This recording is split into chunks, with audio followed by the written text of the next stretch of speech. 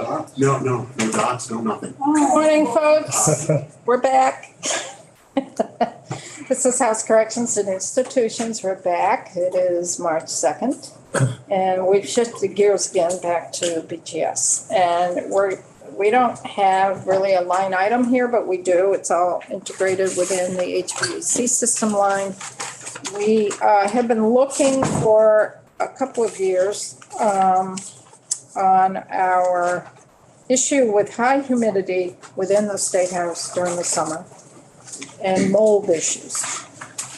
And this, we had some situations probably back around 2018, 19 with high concentration of humidity in the State House during the summer. And then there was a proposal to get our heating and cooling system to find a way during the summer to pull the moisture out of the air. And BGS went down one path.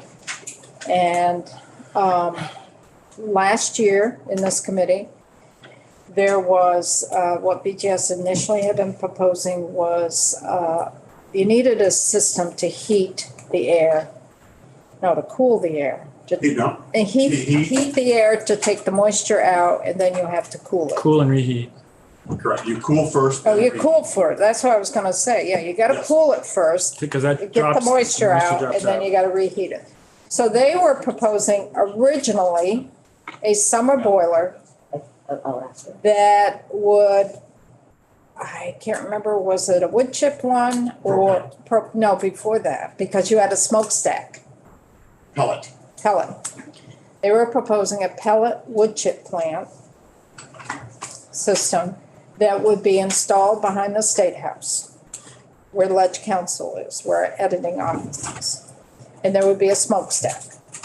So we said, no way are we doing that, because it's real problematic. We have ledge behind the State House too, for folks who aren't familiar. So then we asked them to go back and redesign, refigure. The boiler would only be running at minimum maybe a month to 2 months out of the year at the most, depending on the temperature and the humidity during the summer. So then they came back last year with a proposal for a propane summer boiler. And then there were members of this committee that thought, why can't we do a heat pump? So we couldn't figure out how to move forward, so we punted and said, let BGS do a little bit more work on this and see where we can land. So they have done some more work, and they're now thinking of a different type of system. So it's all yours, Joe. Explain where we are. Good morning again. I'm Joe Aja, Director for Design and Construction with Buildings and General Services. Just of note, though, historically, there was a chimney on the State House. Hey, does David know about it? He does, but David's didn't like the chimney either the way it was. Since that point in time, there's been an addition, the cafeteria addition and all that, so yeah, really cool. It was the wood stoves that took out the first version of this building, so tend to not like combustion. This building was burned down twice. Has it been twice? Yes. This was. First twice. Let's not make it three. Yeah, really. 3 times the charm. That is true. Anyway, as Madam Chair was explaining last year, but before heading out, we were still looking at propane boiler and looking to an air-to-air heat exchanger. Air-to-air heat exchanger to cover this summer heat load for dehumidification was going to be 7 foot by 14 feet in size. So it's where to locate it. As Madam Chair also said, if all you do is go to the cafeteria, look out, go the windows, and all you see is almost a vertical wall of ledge. And so where would this go? How would we get it there? And the least expensive location really was in the courtyard. Do you know where the courtyard is for new folks?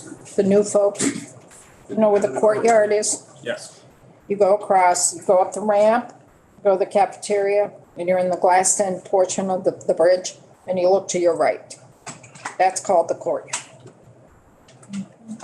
And basically it's a big fan that is taking the air blowing across frozen and whatnot and through compressors to take the heat that's in the air and convert that into heated air, and that would help us with the dehumidification process. So there would be several fans that were blowing, depends on how much dehumidification you needed, blowing in that space. It would be sucking it in and then blowing it out the top. It would be louder in that space. There's talk of using that space for something else in the near future, and not necessarily the best location to have that for alternate uses, but the best location to have it next to the air handling room. So you were talking about the heat pump. Yes, the air-to-air heat pump. Yeah, because So, what Joe was saying, the proposal for a propane boiler would have been in the space where our editing office is in Ledge Council. And I don't know if folks have been through there, it's on the others. If you go to the coat room, then you got Sade's office, and then you got some offices right after that. That would be the space for the propane boiler. So members said, wait a minute, instead of doing that, why not do a heat pump? So if you did a heat pump, it's gotta be a commercial installation, so it's not like your home. And the place to put it would be in that courtyard. And you're filling in the area that would be closest to the ramp up here. But part of the issue with that is it's in a closed-in space, concrete walls on both sides, so you don't know what the noise level would be. And the legislative council offices are along there. So then the other question for that is, if we put it there, we don't know what we're doing with a State House expansion, that we might be using that courtyard for something for the expansion, which then means you got to take it out and reconfigure and figure out what we're going to do. So some folks wanted the propane boiler, other folks were concerned about the heat standards, clean heat standards that we're putting in statewide, that we need to abide by what laws we pass, and that's why they were focused on the heat pump. And there was no resolution to it. and we're charged with doing life cycle cost, and the propane boiler did win out on the life cycle cost basis. There was language and whatnot, and we were told to go back and look at things, and during that time frame, Tay Southworth, my mechanical engineer, had a thought in his mind of, could we do a water-to-water system? And so throughout the summer months, Tay has been working with our design team to have that discussion and what it would do. And what it would do is, in the chilled water loop, as it goes out, it's bringing the cold water that provides the cool air into all the rooms, and the return water is warmer. And using the heat pump, using that technology to extract the heat out of the water and provide that for the heat needed for the dehumidification purposes. So they went through that process, looked at it, life cycle cost, and it actually came out lower than the propane boiler. In a way, it's better because we don't need a propane tank that we have to bury someplace or a larger tank out front with a propane line running through the building. We don't have to worry about the noise issues. It will require, though, a small expansion to the mechanical room where air handlers 5 and 6 live. That's down by Capitol Police. There'll be a little bump out, but that bump out will not extend any further than the brick wall that is there now. If you go into the coat room and you look out, or the ramp here, and look out, there's a brick wall. It will not extend beyond that. It won't be any higher than the mechanical room roof that is there now. And so with the looks of things, that is really what we are now looking at, is that this is best. It's a heat pump. It's getting us off of a fossil fuel. It's using the heat that is coming back from the return chilled water loop to help heat the water and create a dehumidification process. It does, I think the only downside to it really is it taking an extra chunk out of the courtyard. And what's the noise level of that one? Is that any different than what was talked about before? It will not be as loud as the air. It'll be inside the mechanical room, so it's no worse than the mechanical equipment that's running in there. And what is the cost? I know you said the life cycle cost that comes in better. What is the initial cost and time frame of doing this? I don't know about the delivery of the unit. The time frame would be that we would do the construction this summer to do the bump out and have that ready in preparation for it. If that arrived, it could be installed. Installed meaning it could be brought into the room and left there to make the final connections in the summertime. It might be advantageous to even get a jump on it, doing it on a Monday when you're not here in session, if it were to arrive early. And then that way, because we may not need the chilled water on a Monday at that point in time, and you could start, cut a valve in and then be ready. And because putting that in during the cooling season is not a great idea. So I'm just saying how the system would work. So you're saying it would pump through the system chilled The water? chilled water comes from the chiller, which Yeah. is located on top of the roof of the cafeteria. Yeah, And it's going to go to all the rooms, provide cooling to the rooms, and then that return water, after it's cooled the room, gets warmed up because it's dissipating that cold water into the room to cool it. It comes back warmer, and it's extracting the heat out of that to create hot water. as it's going back. Yes. So there'll be two loops, chilled water loop and a hot water loop, once it goes through this process of the heat pump. So it comes in and then goes. Right. Wayne? So will it be regulated by humidity? Yes.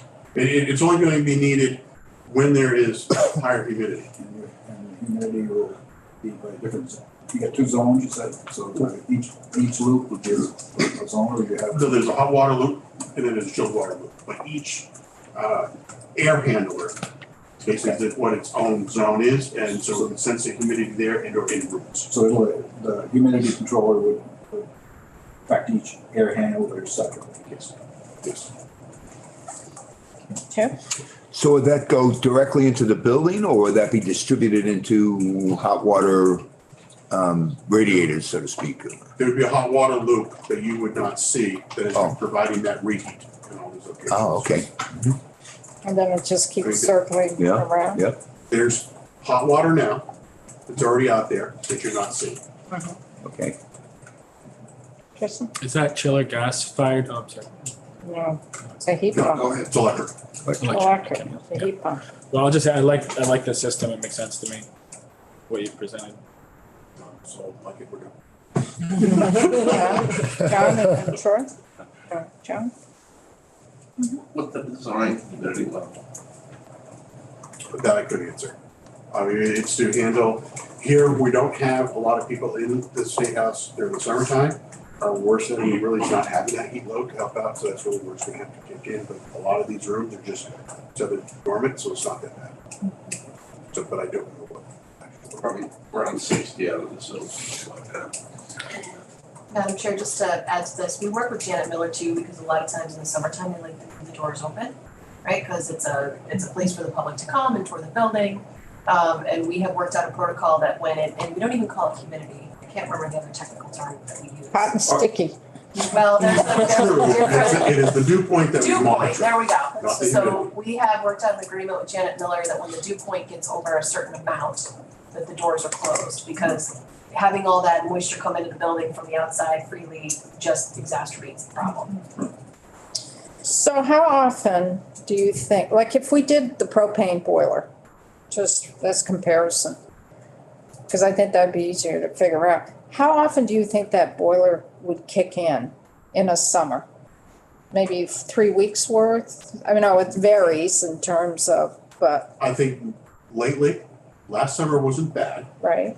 So So, it would have been left, but the summer before was very hot and humid.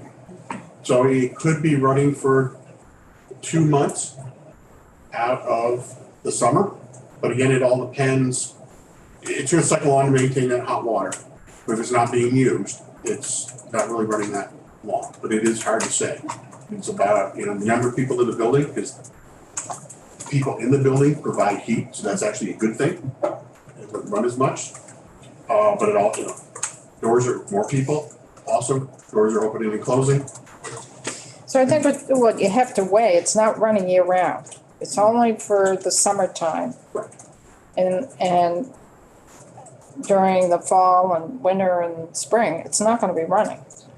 It's only during that short period of time. There are times when you're here in the summer, in the spring, where it gets warm. Yeah, in May. Typically, though, our heat plant is still running at that point in time, and if dehumidification was needed, we would be taking it off of the heat plant and not running that.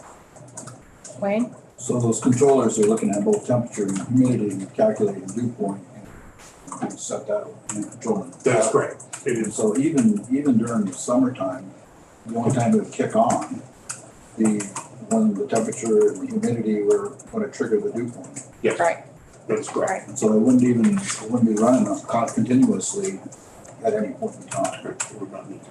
And I think that's what got so convoluted, is people were probably had in their mind, this is gonna be running all the time. And in the comparison, it really isn't. John? Just a comment, but what Joe's proposing is by far the most environmentally sound way to do it, because you're utilizing the heat that you've already extracted out of the air, that if you've got to get rid of it somehow, so why not capture it and use it in the heat pumps and stuff? So what is the projected cost, this system? Through the life cycle cost, I don't know the exact cost of the system itself, but the life cycle costs that were compared was the equipment, the pumps, any hydraulic specialties, the boilers, breaching, the LP tank, piping, electrical feeds, all that good stuff comes in at, I'll start at the worst, which was the air-to-air heat pump. It was $441,000. 441,000. The propane boiler was $215,000. The water-to-water pump was $185,500. So what we were looking at last year, the straight heat pump had the highest life cycle cost. And what you're looking at now, the water-to-water heat pump has the lowest. That's correct. That's based on 20 years, and at the end of 20 years, any equipment at that point in time is included to be replaced, so you can start new. And so all that is included. The heat pump is 441,000, the propane boiler was 215. And then water-to-water heat pump is 185,000. So what does the system itself cost for installation? That I don't have. That's, And do you need the go-ahead from us to go ahead? I believe the with this? language that came out of last year is a yes, I do need a yes from you. Yeah, I do believe so. I do believe so. Well, we're gonna be talking. Right? Huh? Not that I don't mind coming here, but I do think a yes was required. I think we put that in last year. Yes, we did, yep. That's why I'm looking for the, We did send the results of that study. I think Bill had it. Judy sent it last week maybe. I don't recall, I have to look. Okay, I can find it too. Thermal, water to water. It's not on the sheet, it's how to do this. I'm trying to find that language, it may be in the front. We have to approve what method we're gonna choose. Yeah. Oh, it's here, it is, on or before the 15th, yeah.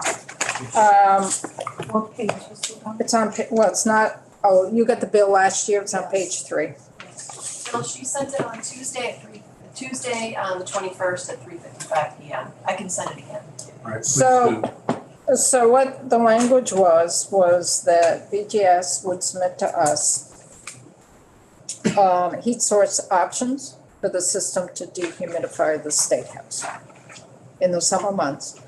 And of the amount appropriated in 615, no funds would be that was 6.8 million. So it's part of the 6.8 million that we put in last year for the HVAC system. No funds would be expended from that for the heat source for a system to dehumidify the State House until we approve one of the options. So we need to make an approval that then frees up the money for them to go forward with, I would assume, design documents and then go out to bid, to purchase. That is correct. Purchase. So what is the wishes of the committee? And that heat source options report was forwarded to all of the members of the committee on the 22nd at 6:35 a.m. Perfect. Bill does his job, we don't. Support the project, yes. Other folks? So do we know what kind of delivery time we're talking about on these, this type of unit? I do not. None, okay. So you also have to go to the Senate Institutions Committee for this. Have you been down there at all? I've got nothing. We're going to start talking about State House today. Other folks? We need to give approval, so if you're silent, I don't know where you are on this. I'm in favor. Okay, people are in favor? Yep. Okey dokey. Yep, that's good. That's what yes. Huh? Silent always means yes, right? Not always. When I don't hear anything, I don't know what direction we want to go. So you've gotten the approval from this committee. Thank you. I don't think we have to take any formal until the General Assembly approves one of the options. Mary, what do you think? Do you think we should probably put language in this year's capital bill authorizing this? Becky? Becky Wasserman, I'm Legislative Counsel. So I interpret the General Assembly approving, requiring an action to be taken in legislation. Can you repeat that? Requiring an action to be taken in legislation is how I would. Okay. So why don't you draft something to that? Draft something for that, for our capital bill, to give approval. Free up that 6.8 million. Okay, anything else? Where are we on our agenda here? So my only other question is, it sounds like we need to wait for legislative language, and obviously we need to wait for the Senate to see. You gotta wait till we pass the capital bill. That's what I was gonna ask, just try to clarify, because that impacts the timeline. Gotta wait till we pass the capital, because it's a approval of the General Assembly. It's a vote of the full membership. We're gonna put that in our capital bill, the language. That'll be another colored balloon next year. Oh, right. You get to pick the color, that's what you want. What about red? Right, you want more red. Okay, anything else in BGS? We're gonna be doing markup of what? If for anything else, I was reading Eric's notes from yesterday, there was a question of land in Middlesex. Yes. 10.2 acres, Okay, and I know I'm just roughly over 3 acres in building and parking lots. I don't know what you were headed with that, but I think it was the master plan. okay. What's the master plan for that? We do have some sort of very initial findings, if folks are interested, For what? for the master plan. For that spot? I think the question came up too, for Eric. He was put on the hot spot. He did the best he could while he was also taking notes, while he was also getting all these text messages from all sorts of people. I love it here, Madam Chair. Hope you'll have You it back next year. You didn't just yesterday afternoon, you did.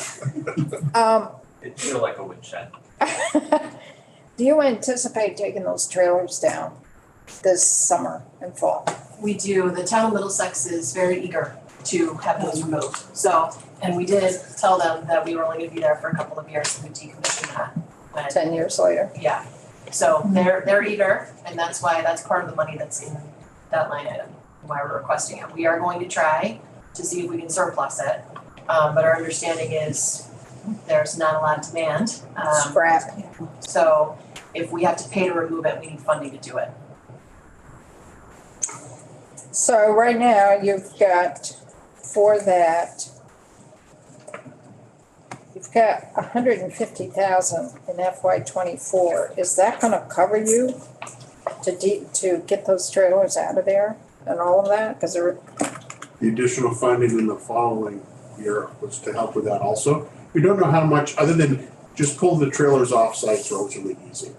Whether it's through surplus or we bid it out and somebody just take it away. It's about restoring the site. We have a well, we have a septic field, we have storage tanks for a sprinkler system, we have additional electrical, all that side, do I restore it back to the ball field? All that is what we got to look into, and that's what that 150 is for. so the 600,000 that you have out there in FY '25, you're just not quite sure what you're gonna do with that 600,000. So that would help with the decommissioning of it and restoring the ball field and the likes of that. I think Pulling the septic, the wells. if I was to reiterate what Joe is saying, the cost to remove the trailers, we can likely do within the 150 if we need to, and cannot surplus it. Is that correct, Joe? I need more design, that's more words along the lines for the design of that. And then knowing that the amount of time that it's gonna take to either go through surplus first, and then if not, put bids together to demo, that's what that 150 was for. That's right, and then the 600 second was component would be talking demo about, and restoration of the that's site. right.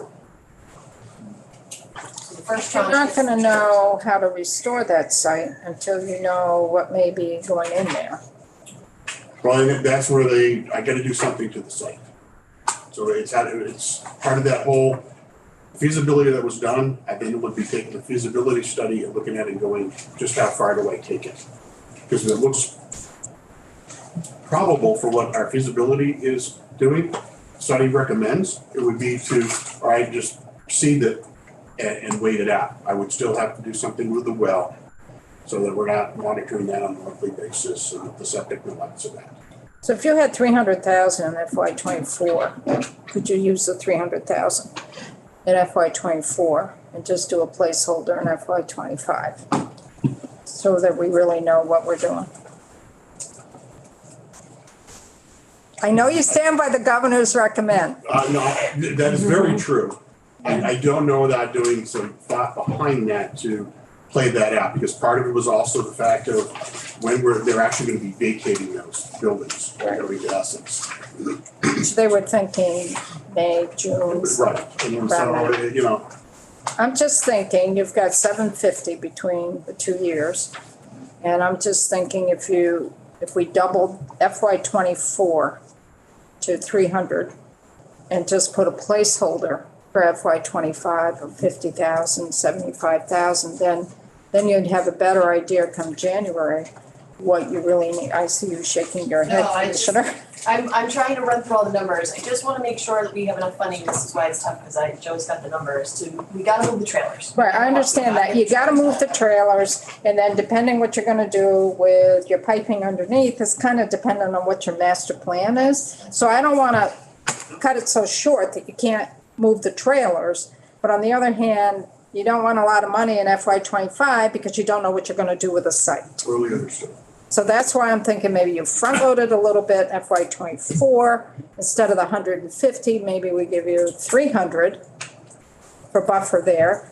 And then we just put a placeholder for FY '25 at 50,000, 75,000 to know at BAA, you're gonna have a better idea of what a bigger master plan is, and we can resolve that next year. That's my thinking. And when I put the capital bill together, it may have been also my thinking of the fact that all the other projects and how they all flow out, what we gotta get out the door, might have been, doing that on the back half. But I would have to look at that. Look at that. Wayne? So there's no master plan with this, that's something, have any decisions been made that dictate what you do at this point in time? No, we So do have a no. master plan that has started, if it's in draft format, I believe, I haven't read it. Yeah, so basically what we're doing right now is the liquor warehouse is undersized. And right now, they're storing liquor in more than one building, which over time, as they believe sales will grow and they can come in and show you all their statistics, becomes more costly because you have two different locations you're trying to store and then take liquor out of. So that's an issue. The other thing is, like I said earlier in testimony this year, they co-located. So the Department of Liquor was separate from the Department of Lottery. And at some point in time, those two joined and they like to be co-located, right? We always support co-location whenever it's possible. They have moved out of the office space in the liquor warehouse here, and they have joined, and we took over a little bit more lease space in Berlin where they're all co-located together, the administrative staff. However, if there's liquor, it's still in the liquor warehouse, along with, we also have some liquor in the annex, which is another little building in Montpelier. But we did a study a few years ago, it's undersized, doesn't work well anymore, so they will need basically a new office, co-located office, and a warehouse that is larger and functions better for them. And we are looking at the Middlesex site, and one of the reasons we're doing that is because they want to be located in central Vermont because they do all the distribution of liquor. And so when you think about where to put something to minimize, drive time and distance, the central Vermont is where you want to be. So anyway, we have done a preliminary study and we have shown that yes, they can fit on the site where the trailers are. Again, there's a few different configurations that we're looking at. The other thing is we still have the empty police barracks. We have to make some decisions on that. And then we have Print, Postal, and Basara. Basically, it's almost like a giant warehouse with a connector in the middle. And there's also docks in the back to bring in products, paper, things like that for Print and Postal.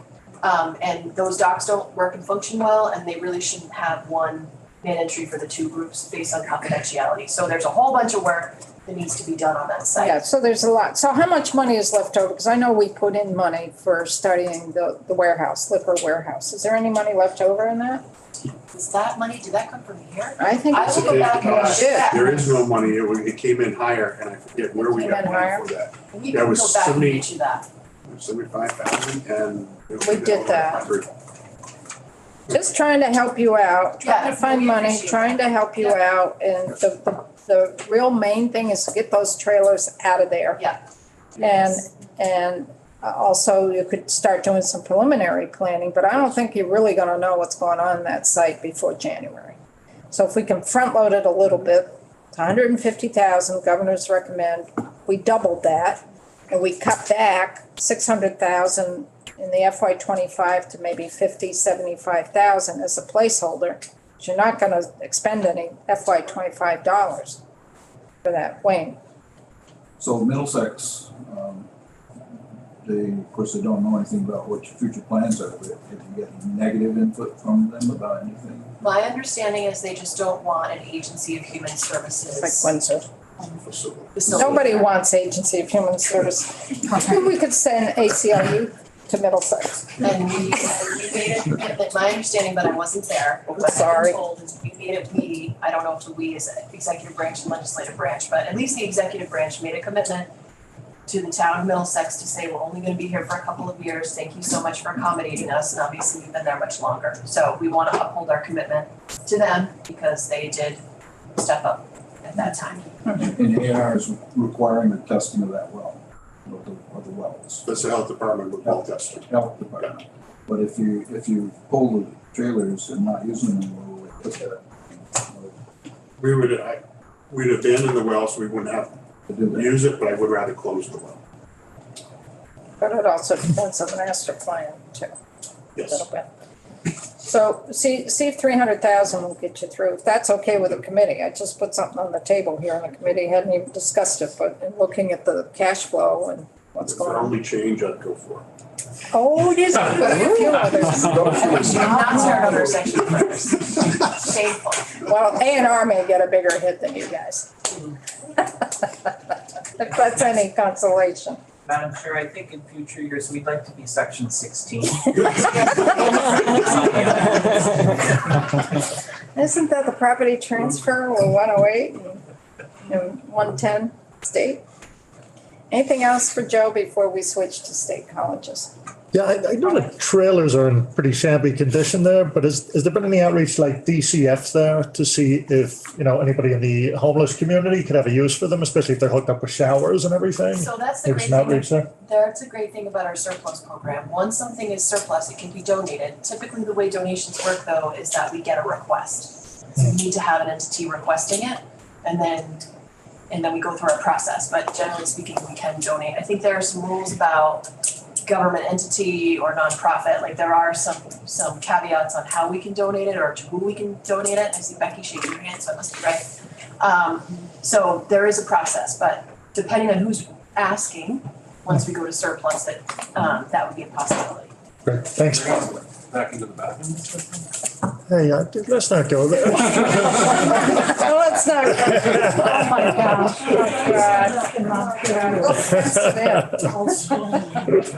Everybody calm down. Right.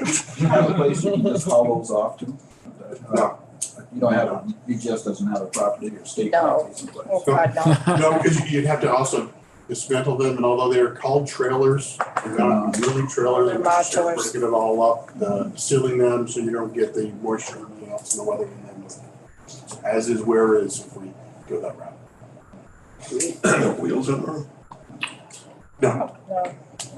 So we gotta move on. We've got, thank you, Joe. Thank you, Commissioner.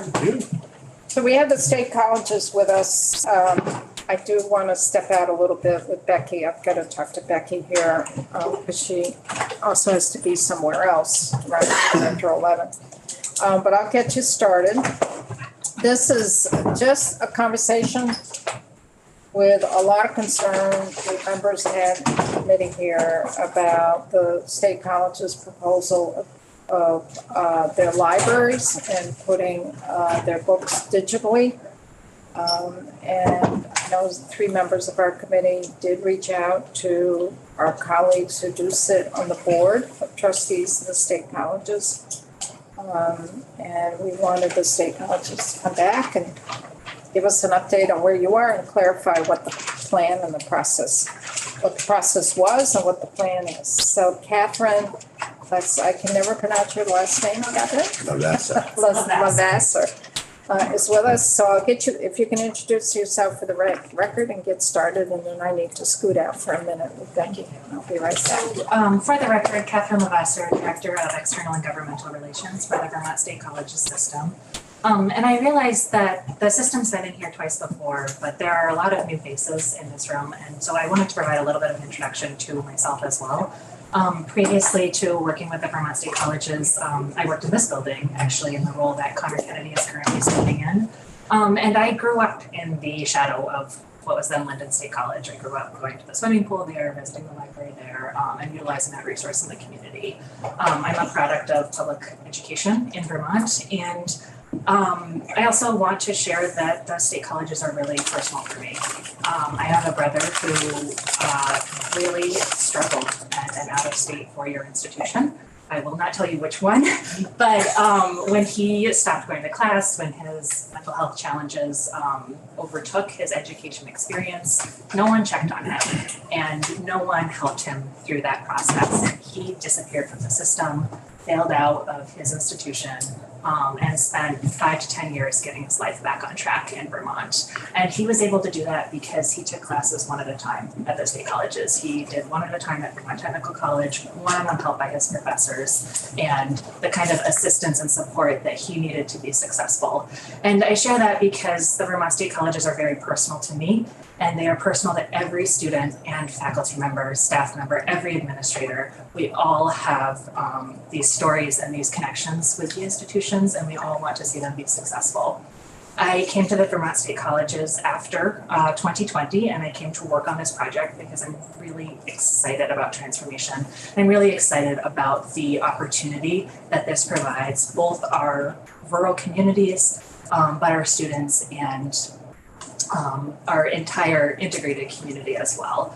I'm really excited to introduce you to Sarah Treckle today. I have to send my regrets from our CFO, Sharon Scott, who was supposed to be with me. She had a medical emergency, spent the night in the emergency room, and sincerely apologizes for not being with us today. With us is Sarah Truckle, who is the Vice President of Business Operations for Vermont State University, so one of the 2 institutions in the Vermont State Colleges as of July 1. And I'd like to give Sarah an opportunity to introduce herself as well. Good morning. So Sarah Truckle, for the record, the Vice President of Business Operations. I'm coming into this role in the last couple months, transferring from, I should say, moving out of the Agency of Human Services, where I spent just shy of the last 9 years working in government in various roles, from corrections to Department for Children and Families, and then most recently at the Secretary's Office. I also am a product of Vermont Public Schools. I went to Johnson State College as an undergrad and then did graduate work at Vermont Law School, where I got my master's and my JD.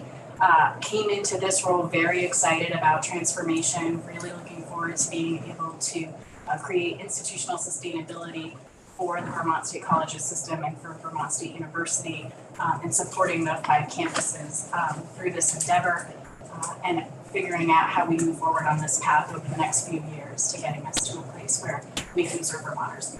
So very happy to be filling in for Sharon. Thank you. I'd like to start just by giving a little bit of an overview of where the Vermont State Colleges are and how we got to where we are today. I know a lot of our time, we've been in this committee twice to date this year, but a lot of our time has been focused on the capital bill, rightly so, and physical infrastructure. I'd like to bring things up to the big picture. And so I will just offer that for a couple of minutes, and then Sarah and I will tag team and answer any questions that you might have. So you may remember in 2020, that Friday the 13th pandemic hits. And a couple of weeks later, there was a proposal from the previous chancellor to shut down several of the institutions within the Vermont State Colleges system, to hopefully get a massive influx of funding from the state to help the system with sustainability. And the legislature and the state stepped in and said no. And so the state said, we're not closing institutions. The state said, we will give you bridge funding to assist you through this period while we figure out COVID, while we figure out what you need for sustainability, and establish the Select Committee on the Future of Public Higher Education in Vermont. That committee consisted of administrators, faculty, staff, students, alumni from the colleges, higher education experts from across Vermont. There were individuals from the University of Vermont, VSAC, workforce development, the state, ACCD, and Agency of Education, delegates from the governor's office, delegates from the speaker and the pro tem, to figure out there is this massive proposal on the table. We don't want them to go forward and do that. We know that it will disproportionately impact our rural communities. How do we move forward together? And so throughout the summer and fall of 2020 and the spring of 2021, the group worked diligently to put together a plan. 2 financial analyses done, one by Jim Page, who's the former chancellor of the University of Maine system, and one by former state treasurer, who was treasurer at the time, Beth Pierce. And they analyzed the finances of all 4 institutions, Castleton, Northern Vermont University, Vermont Tech, and CCV. They looked at the system as a whole and offered the committee some financial data from which to work with. The committee then worked to figure out, what do we do about public higher education and keeping that accessible, and what do we do about the rural institutions? They came up with a plan which was finalized in April of 2021 and then endorsed by the legislature in the FY22 budget and adopted by the Vermont State Colleges Board of Trustees in the spring of 2021 as well. And that plan said the rural campuses are essential access points for Vermonters. It is essential that the rural campuses stay open, but it is also essential that the state steps up their support of the institutions and the system, and that the system truly fully transform, unifying the 3 residential colleges and addressing the structural deficit that has plagued the system for several decades, but really came to a head with the COVID-19 pandemic, the refunding of room and board during that time, and all of the other uncertainty and economic challenges that came to us and to the state in 2020. And so following the plan, we are in year 3 of this process of pulling 20 residential institutions together. We are about to launch Vermont State University on July 1. We are doing administrative consolidations across the system to realize efficiencies and to ensure that we are truly doing best practices. And we are also seriously looking at our structural deficit. So our structural deficit is about $25 million. And what the state did in the FY22 budget is they said, you will keep the rural campuses open, you will follow the select committee's report, and you will address that structural deficit, $5 million a year between now and FY26. So for FY24, what we're looking at for July 1 is the second year of those of that structural deficit reduction. And to put that in picture, the 25 million is around 15% of our operating budget. And that is significant. And we have to do that through a number of ways.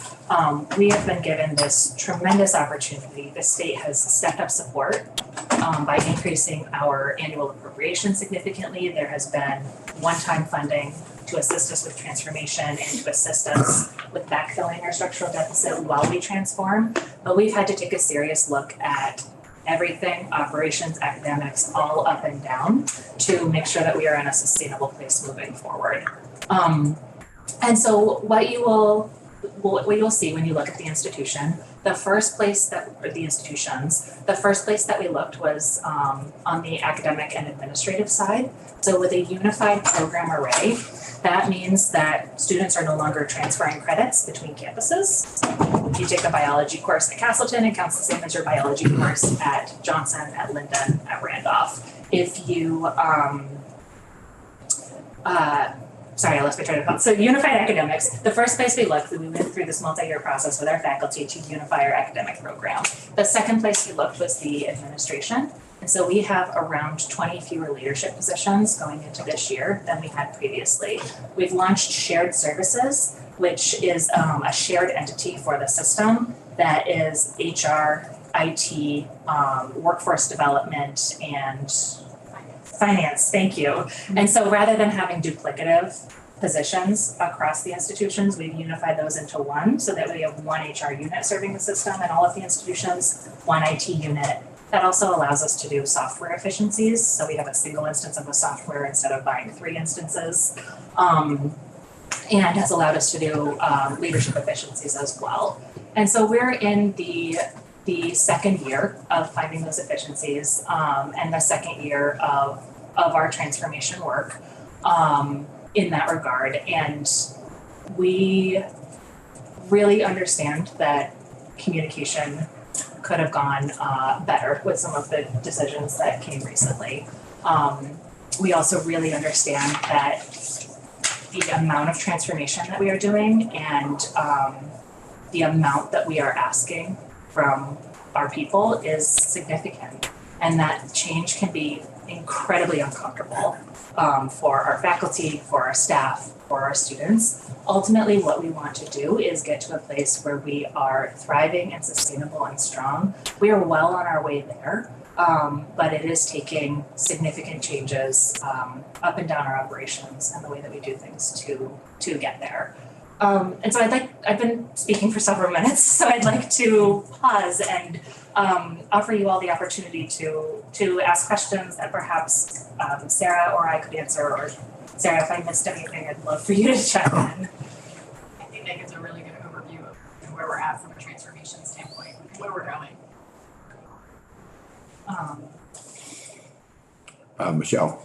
So I have a couple sort of specific questions. I mean, I think that the timing of what's been in the news recently is the decisions that were made around the library and the athletic programs. And some of the people that contacted me said they weren't sure that the changes weren't going to have more of a negative impact than a positive. And I'm wondering if you could just speak a little bit to the numbers, because I think everyone knows that hard decisions are going to happen to get the school system sustainable.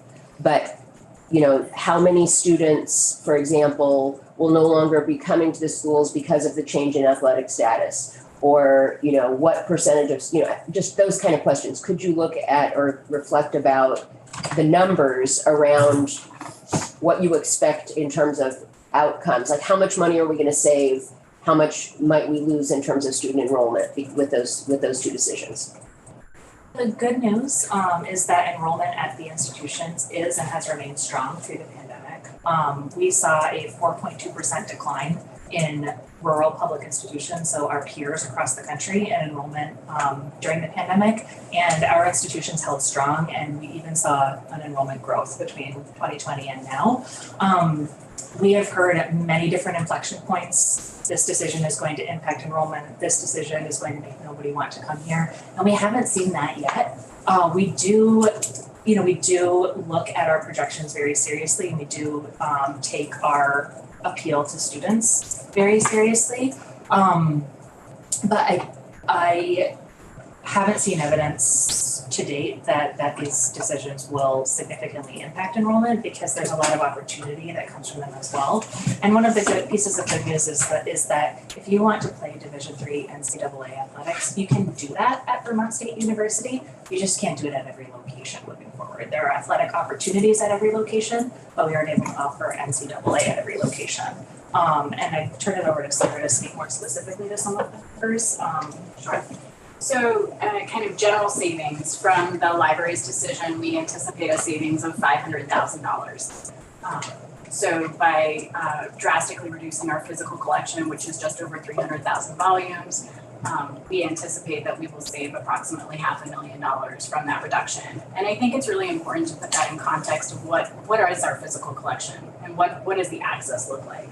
So just some quick numbers and statistics. We've seen a 77% decline in the access to physical materials since 2014. And this is consistent with national trends in moving towards digital materials. In the last academic year, 2021 to 2022, only 2.5% of our physical collection was actually accessed across all 5 campuses. So we looked at that data going back, but we wanted to make sure that we'd accounted for COVID as well, recognizing when students were not on campus. And that equates to just over 5,000 volumes. So out of that over 300,000 volumes, only 5,000 volumes were actually accessed last year. 58% of our physical collection has never been accessed. So when we think about that, how much money, how much time, how much effort is going into managing that circulation, 58% is never accessed. And 30% of our library budget is going into maintaining that physical collection. So with these numbers and looking at that data, we had to make a decision around how do we move towards a path of institutional sustainability? How do we meet our charge of $5 million a year? And how do we maximize our resources that we're investing in our system? Because we're seeing that students aren't accessing our physical materials, but what they are accessing is digital materials. So we've seen a rise in the request of digital materials. It's increased over 4,000% since 2014 to 2022. And I think that's really important in our context. Students are accessing materials, but they're accessing digital materials, not physical materials. We also looked at the number of students that are accessing materials and what's that frequently used, right? So when we think of our 300,000 plus volumes, 28,872 volumes have been accessed in the last 5 years, one time. And when we look at more than one time, we look at that 5 to 10 time, we're talking 320 volumes in the last 5 years across all 5 campuses. And I think those are really important numbers to think about. So if we have books that are frequently used 5 to 10 times in the last 5 years, 320 volumes out of over 300,000. So I think that gives some kind of general context into those savings, but also why we're moving. One other thing to put in context is I spoke previously about the Unified Program Array. So we are offering most of our programs in in-person plus formats. So it means that students, no matter where they are, can access courses of education at the Vermont State Colleges. You could be at Linden, zooming into a classroom at Castleton. You could be at Randolph, zooming into a classroom at Johnson. An important thing to think about with this decision too is educational equity and access for students. And so we are in a position where we are expanding offerings across campuses, but students also need the materials and the ability to do their work no matter where they are located. And so, thinking about what resources are available in what location, moving them to a digital format means that resources are available everywhere, regardless of where a student is physically located. Troy, and then, I'm sorry. No, go ahead. And then Wayne. I'm switching topics. So, Yeah. So of all the volumes, so many of them that were purchased over all those years that were previously accessed, obviously they're not all in digital format now. So what has changed through time? Because those volumes were purchased with folks believing they were going to get value, and perhaps in the past were valued. So what has changed that would make them no longer valued? That's such that has the curriculum changed such that professors are not directing people, or they're not going to those resources anymore? Or what has changed, or were they never necessary in the first place? They're outdated. Wouldn't they be outdated? Not necessarily. No? Sometimes you have to reference back. But then you're not really a research kind of university anyway, so maybe they're not researching in that way. Maybe because I come from more of a research university setting and don't necessarily know what's going on in state colleges. So I think what we're seeing is a transformation of access to materials in general, whether that's at the state college system or whether that's in the national sphere. So we looked at some data around nationally, and we're seeing that access to print materials in all libraries is down, and that access to digital materials is up. And you bring up reference materials, and that's interesting. So we did look at some of that data to say, okay, well, when we look at reference materials, does that increase access? And what we found was it really didn't. So when we looked at our miscellaneous books and our reference materials and our archives, looking at those same periods of time, last 5 years, how many times are they checked out? 44 times for 5 to 10. So do you think they know how to access the library? I think that the shift is that we're seeing them access a lot of the materials that they need in a digital way. And that's why we're seeing that. They're sitting in their room. They might not know the Dewey Decimal System. I wouldn't want to speculate to that. No, but the shift, and we've seen this in this building, and we've seen it right here in the committee rooms. Some members here in the committee room can immediately access some of the background information in statute or other reports immediately on their laptop. That's what students are doing. They're sitting in their room accessing this, or they're sitting in the student center. They may not physically be going into a library building to access it. They're doing it at home. And see, and I think that's the way it all should go, but the question then becomes, is there a robust enough digitization system so that those things that are valuable or would be valuable if they access the new way are captured and not lost? So our shift of the digital library is to ensure that students have access to the materials that they need. Part of that will be through subscriptions, and part of that will be through interlibrary loan, where they'll be able to access articles, chapters of books, and then some small amount of materials will still be accessible in our libraries, special collections, archives, materials that aren't available in a digital way. So think of those big art books that have really great pictures, and you can't digitize something like that, right? Because the way that it's printed, those colors are necessary. Those books are also extremely expensive, so they're about $600 a piece. Those will be maintained as a special collection in our libraries. So we've really looked to make sure that we have our students and faculty have access to the materials that they need while moving towards this digital. And photographs on those.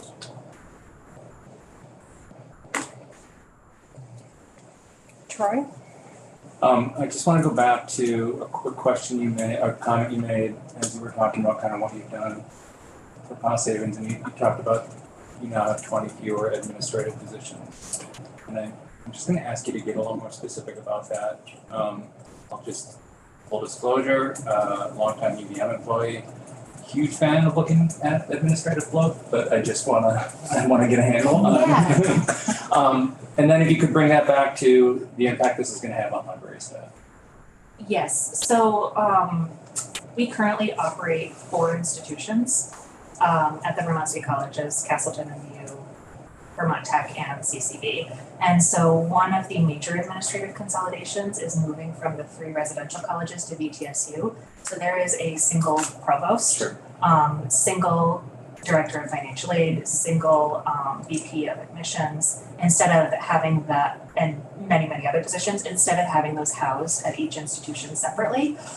Similarly, with the move to shared services and the centralization of some of those administrative services for the entire system, there is a unification between VTSU and CCV as well. Additionally, there's been a movement of some positions out of the chancellor's office and into shared services to ensure that we've got, equity and the same kind of access across the organization.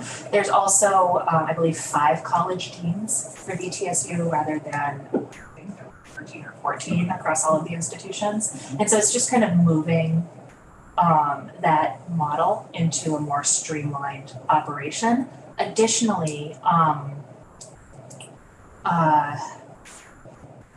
sorry, I lost my train of thought. Additionally, this has allowed us to invest in a couple of leadership positions that we've never had the opportunity to have before. One that I'm particularly personally very excited about is the ability to have a individual dedicated to diversity, equity, and inclusion sitting at the VP level and on the president's cabinet. And we have an individual both at CCB and at VTSU doing that service for those institutions with a team working with them.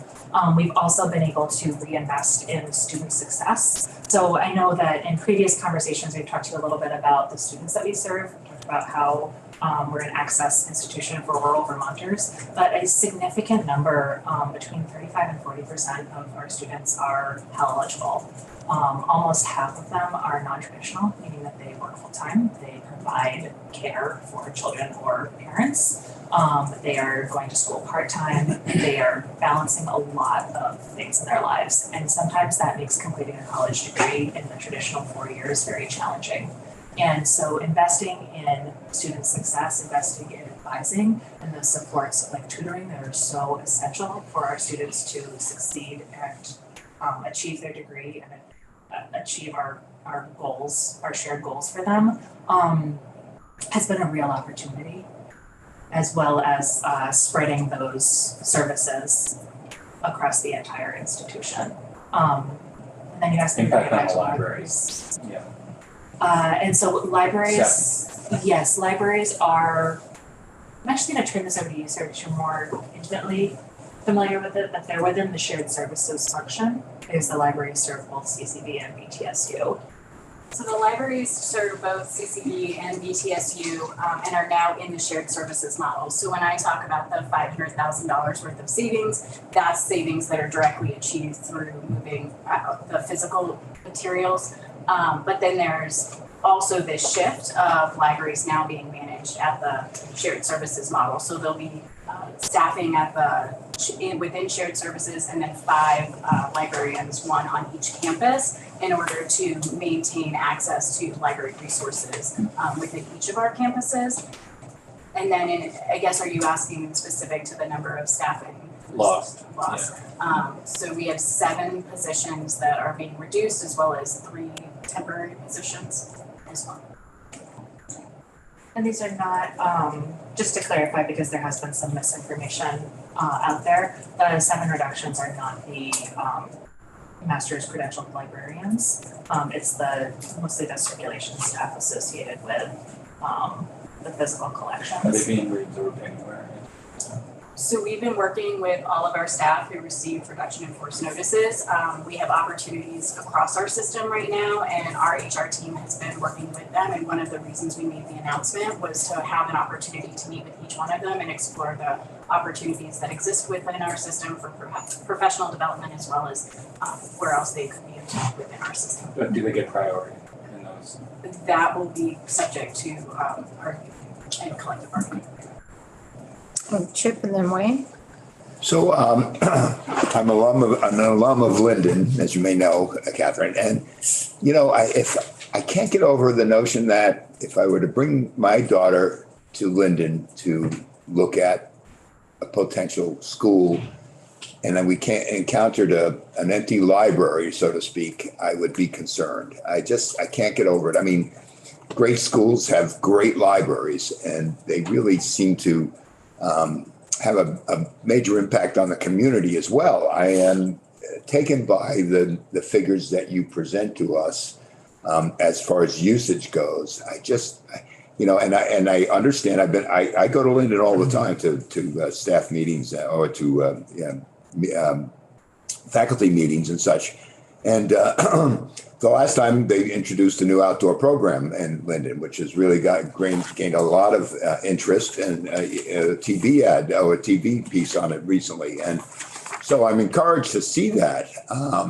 But my concern goes to whether or not recruitment will take a hit, just as we're starting to come back with it. That recruitment will take a hit as a result of parents looking around and not seeing a library. I just having a hard time with it, I guess. The good news is the library spaces are not going away. Mm-hmm. And so those spaces are being retained for individual work, group work, all of the ways that library spaces continue to be used by our students and have traditionally been used by our students. I believe there's a small amount of funds for each campus dedicated to some reimagining of those spaces to make them a little bit more student friendly and the kinds of spaces that they want to have available as commons and community spaces. And so those will still be available on campuses. They will still be a highlight in those prospective student meetings.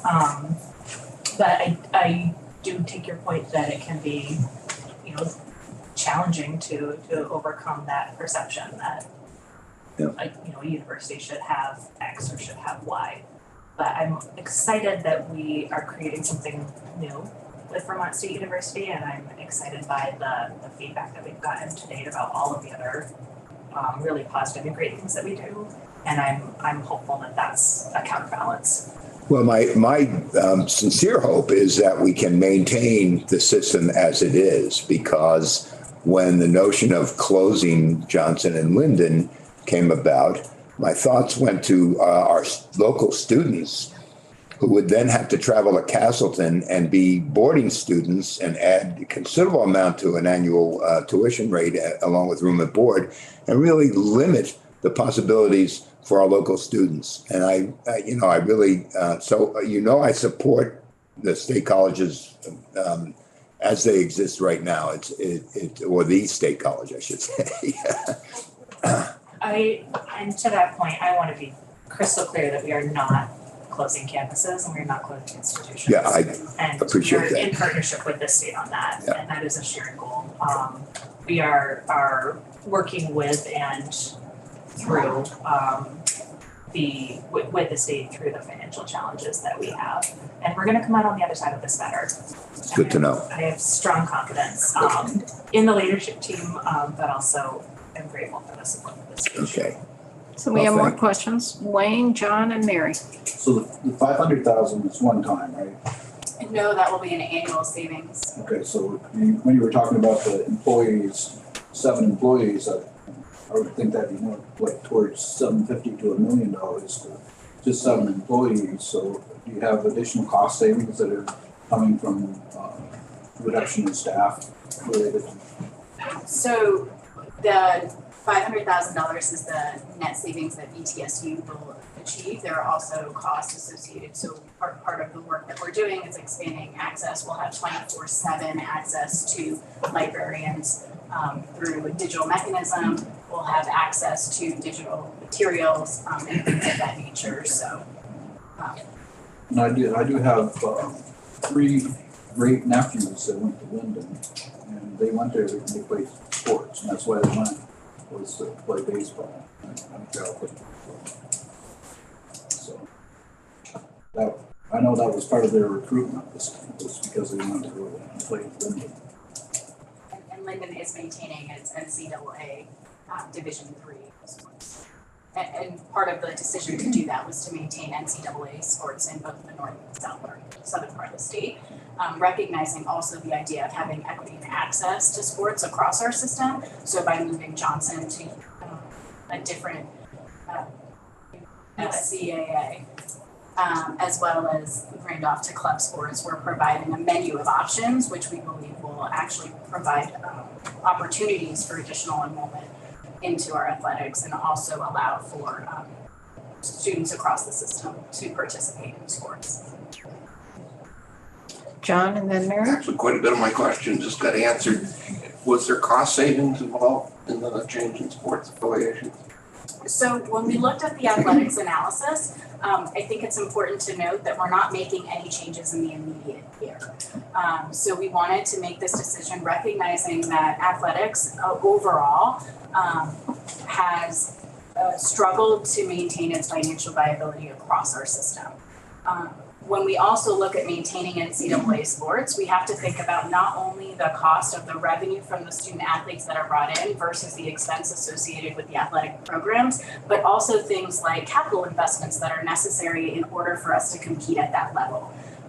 So we won't achieve any initial savings because we aren't making any changes in the next year. But we do see this as a financial decision that will achieve institutional sustainability in the long term, recognizing both the shift of NCAA down to USCAA at Johnson, as well as not making capital investments required in order to maintain NCAA status.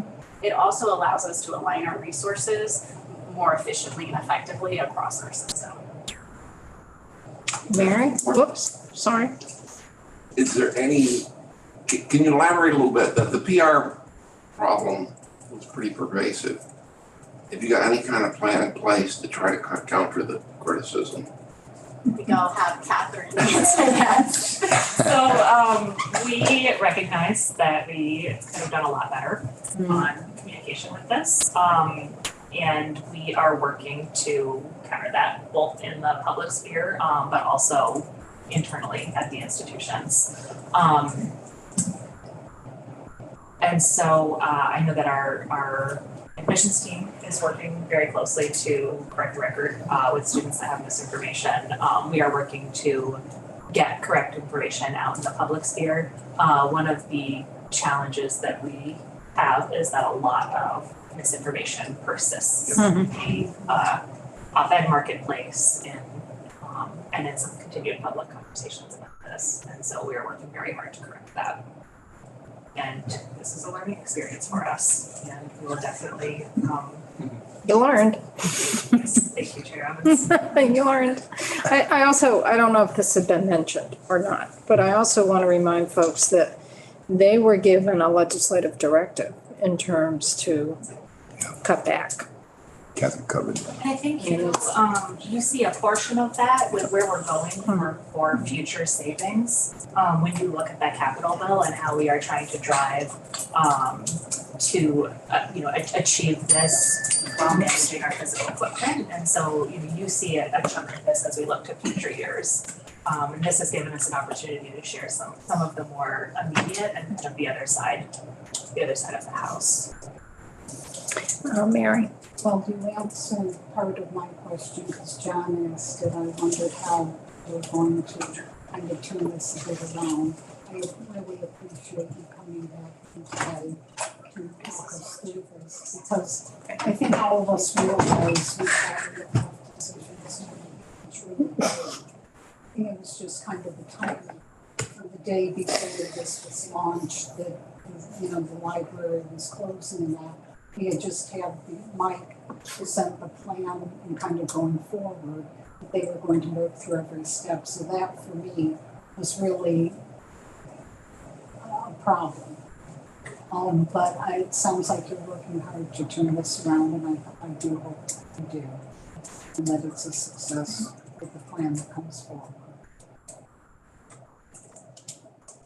And I will say we take our partnership with the state and both the responsibility will be there to be good stewards of state resources. We know that we come to you and to the Appropriations Committee with a significant ask every year.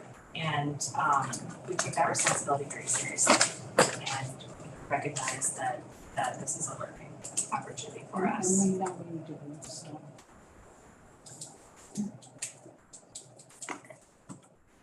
Anything else? I want to thank you for coming in. I know there was a little dicey this morning with certain situations. It was fine texting me early in the morning. It was fine. Well. Yeah. She's in rough shape. I know. Oh, Appreciate that. it's tough. Well, to have an emergency and end up in the ER is nerve-wracking to begin with. Anyway. And if we can answer any questions on the capital bill, before we I'm just chuckling because I got a text from someone who's watching at home. One of the two up there. What's the little friend? My other half. He texted me and said, they both look like pre-nuns. That's what I was cracking up laughing at. never had that one. Wow. I just had to share it. I know Catherine would get a laugh out of it. And they're even dressed like pre-nuns. I ain't seeing it. You never know what's gonna happen with text messages. Yeah. There you go. I just had to share it because I was cracking up laughing when I got the text. And I was Like, like, I didn't think I was that funny. no. But thank you both for coming in. I think this is really helpful. And you do have some work ahead of you to clear the public perception, but you'll be okay. So thank you. Thank you for coming in. Yeah, thank you. So before the committee breaks up, I got a couple things. Got something? No, Okay. no. I got a couple things. Good enough to listen to you. Oh, God, no, I don't know. So, I know that,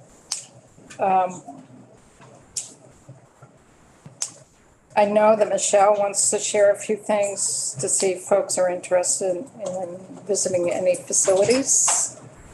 Should I go ahead? Yeah. Okay, so Catherine. I've been exploring visiting facilities around our state, and I have visited a couple facilities around our state. And the correctional powers that be, both in Vermont and in Maine, have asked that if we visit, we try and consolidate a little bit. So next week, for example, town meeting week, I was interested in going to Maine, and Tristan was interested in going to Maine, and we need to find a day that's going to work for everybody. So instead of moving forward with these ideas and trying to email people 100 different times, if we could just take a moment and just check in if other people are interested. Like in my personal case, I'm available next week on Tuesday or Thursday, and I could go to Maine either of those days. I don't know what works for Tristan or for others. But I also potentially am interested in visiting Northwest, where there's the proposed booking expansion. So if people are interested, we could let Isaac know, and then Isaac could coordinate. So does anybody have thoughts? I was traveling up to Maine for town meeting recess, so that's why after town meeting was during that week. So either of those days could work for you? Not Tuesday, you got town No, meeting. yeah, not Tuesday, no, so Wednesday, Thursday, Friday. Tuesdays. Okay, so Thursday would be better for you. Or potentially Wednesday. Okay, I can't do Wednesday. All right, yes, Thursday. Okay, so Thursday would be for Maine. Does anybody else potentially want to come? I know Gina was interested and she's not here, and I don't know what Connor's schedule is, but I can check in with those two individually. Given your current parameter. Okay, and what about, would you have any interest in doing Tuesday the 8th? Oh, Tuesday I'm out. I'm Okay. helping a city council campaign. Okay. Canvas all day Tuesday. Okay, But I could do Northwest possibly on Friday. I'm out Wednesday, Thursday with various neighborhood planning. okay, we might have to do that one another day then, because I've got conflicts then. Okay, so it sounds like I'll check in with Isaac and after I talk with those two. And for the future, if people are interested, I would actually like to visit all of our facilities at some point. So let's just kind of check in about this as time goes on, and I'm happy to help coordinate those with Isaac. Eventually, I'd like to go, I've got 4 town meetings to go to, and a meeting for the, Fair. I have some too, they just don't happen to be at those times. Yeah. And just an FYI, I've made arrangements with BGS to meet them in Windsor on Thursday at 9 o'clock. Oh, the Windsor facility? Yeah. That's gotta be a quickie because there's something going on in town that we're not supposed to be a part of. Okay. All right, thanks, Jen. So the other part is Wayne, you're our liaison to Commerce Committee. They're working on a workforce bill. Yep.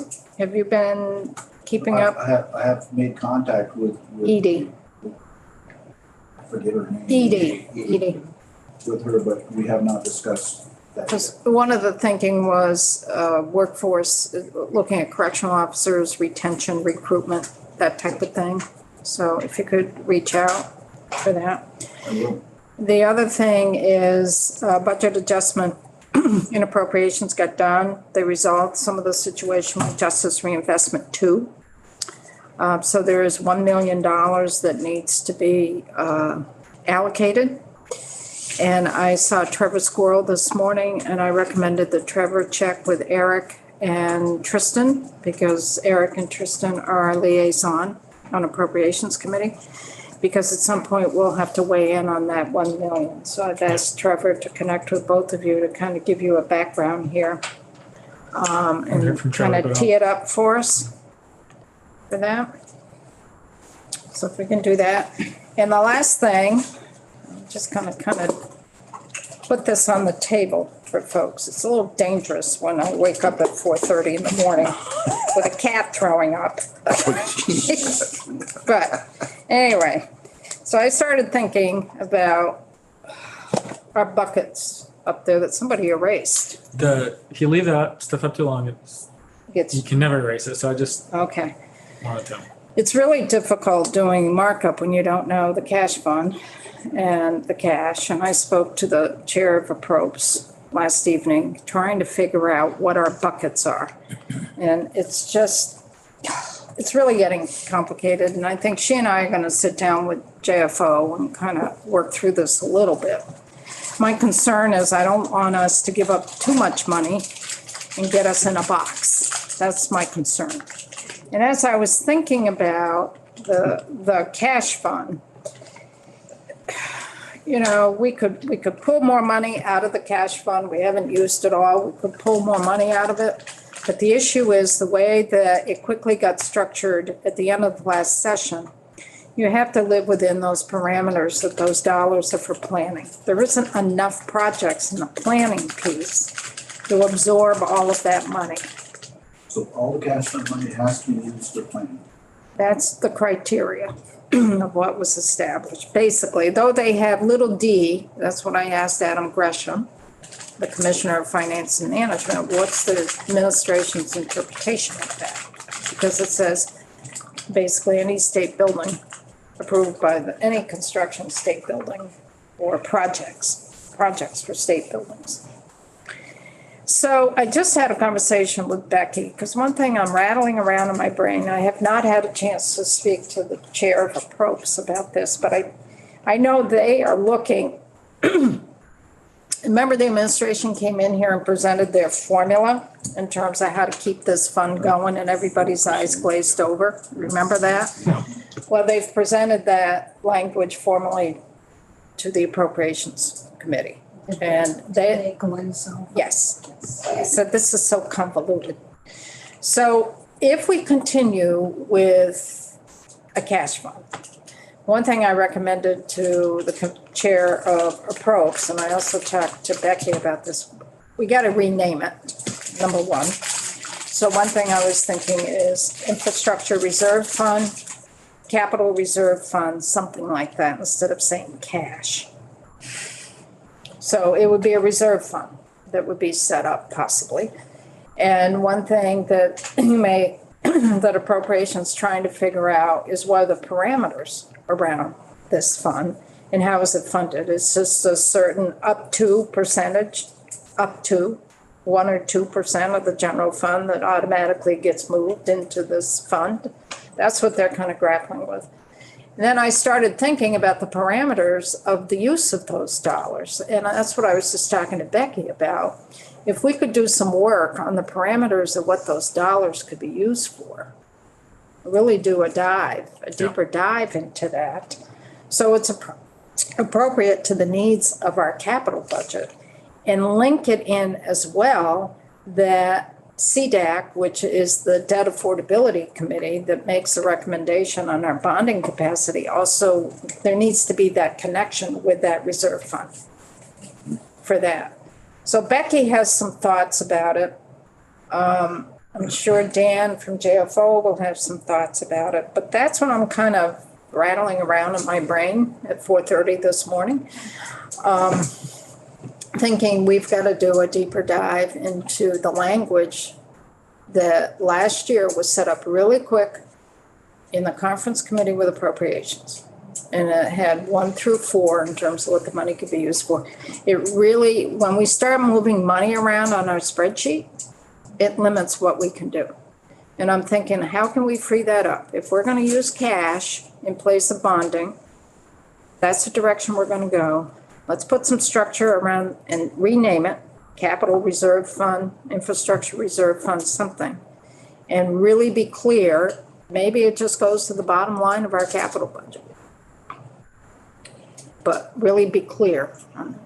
John? Are you talking about both cash fund columns? Or There's only one cash fund column. There's only one cash fund. Okay, it's not the C. The cash, 62 million, what the administration did is funnel it through the cash fund, which was stupid. I don't know why. It doesn't make any sense to do it. You've got the surplus. You just do the surplus. You don't have to funnel it through. So CDCF1 would stay by itself and not be tampered with. Well, we would possibly, but if you change the parameters of what that cash fund could be used for, then it frees us up in FY 24 and 25 to move that money around better. I mean, we could pull money from the general fund and just stick it in that, or you don't. But right now, you're limited. I mean, if we even pulled the full 25 million out of that cash fund, we'd be limited in what we could use for that other 6 million.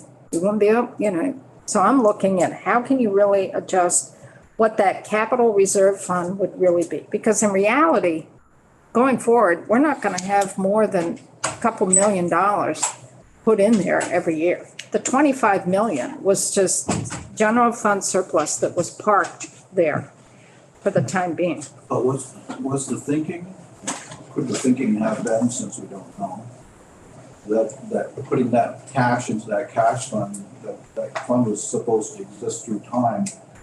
Was the thinking that it would be something like capital bond and money that goes back and back? It goes what? Comes back to the fund through time? No. The only way it was pulling money from the general fund, 4%, and then they had this formula where whatever monies would have been expended in your debt service, but for now you're paying cash, some of that amount will go in. So that was their funding mechanism. And no one last year liked it in the building, House and Senate. No one liked it, and they still don't like it. But there's language in the bill that created it that says specifically it has to be used for planning. Exactly, and that's what I'm looking at, that we look at that language and change the parameters in terms of what that By fund would be. renaming the fund. That would take Well, it's more than renaming Yeah, it. but You've got to that's look part of at. it. Okay. You gotta look. Because that's a lot of money for planning. It is. Yeah. But that was, correct me if I'm wrong, I think that was the commissioner's idea because she felt that we weren't. That was the state treasurer. Treasurer? It was the state treasurer, and then it was the administration. That's where it came from. I think you're right, Wayne, that's a lot of money. We're trying to go. Projects we may not be able to afford. Right. But we zero it out. Right. We have the ability to do that. I've got some things I would zero out. Doesn't mean because it's there, we have to do it. Doesn't mean we have to do it. There's some things we could zero out. They've got money in FY 25 to get projects going. We could zero that out. We don't have to leave it there. And the other policy thing we're really going to have to make is an A&R for the Waterbury Dam and for municipal pollution grants and for the clean water and drinking water revolving loan funds. We have to figure out, do we really want to front load all of that? We do need the state match to be ready when the federal dollars become available. But there's flexibility in that in that if dollars aren't gonna be available on the federal level to FY '26, why are we banking that money now? We've always filled our commitment for our state match, for our drinking and clean water revolving loan fund. It would be nice to go through our sheet and look at all the match money. And all the line items that have match money. Yeah. And just set them aside and say, okay, what's the match? Where does the match, where do we have, is the match coming from someplace else? What are the sources of potential match? What do the leverage want to? JFO is doing that. For all that. JFO is They're doing, it for us? yes, JFO is doing Because that. then we could start making some decisions. Where are the things we really wanna use as cash for and not? We have to see that in order to make. JFO is doing, they're doing that time frame. There's only a few projects for that. And then when do they have to be complete? Well, yeah, but when the dollars are available too. Available, and then some of them, like the ARPA money, 2026. Yeah, but I'm talking about the infrastructure, the big infrastructure bill for drinking, the 27 million that we have for water and sewer, the 10 million we have for municipal pollution grants, which I don't think the municipal pollution grants have any match to it. They usually don't. Those are straight dollars. And then you've got your Waterbury Dam for the match. So what happens whenever we look at these state matches for the federal dollars? Sometimes when the federal dollars kick in, because their fiscal year is October to September, and our fiscal year is July to June, you've got those months of August and September that's kicked into the next state fiscal year that they could still possibly draw down those federal dollars. And that's what we have to look at in terms of time frame for that. So we've got some movement to do, but anyway, those are just some thoughts. Madam Chair, I was wondering about, I think you said this, I like this idea, keeping the capital fund is the fund that we allocate money from and have this reserve fund, and I agree renaming it. Makes a lot of sense.